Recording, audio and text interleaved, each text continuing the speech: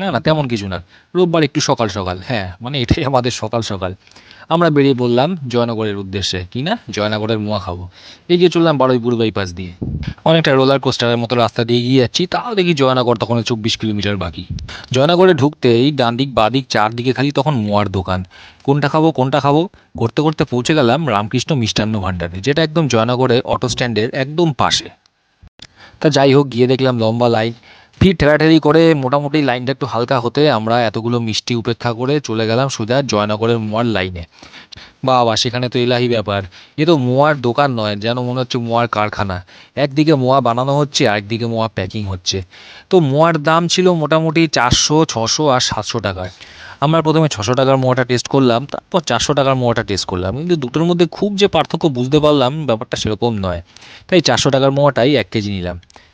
তবে এই 400 টাকার মোয়াটাও খেতে কিন্তু দারুণ ছিল।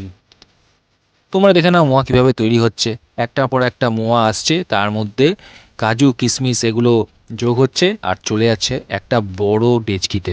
সেখান থেকে চলে যাচ্ছে জয়নগরের মোয়ার জন্য একটা নির্দিষ্ট কাউন্টারে। সেখানে প্যাকেটে ভরে সেগুলো বিক্রি হচ্ছে। সাথে নলেন গুড়ের রসগোল্লা দেখে সেটাও লোভ সামলানো গেল না, নিয়ে নিলাম সেটাও। আমাদের তো মোয়া খাওয়া হলো। তোমরাও বলো শীতকালে কে কে জয়নগরের মোয়া খেলে। আসছি আবার অন্য একটা ভিডিওতে। টাটা।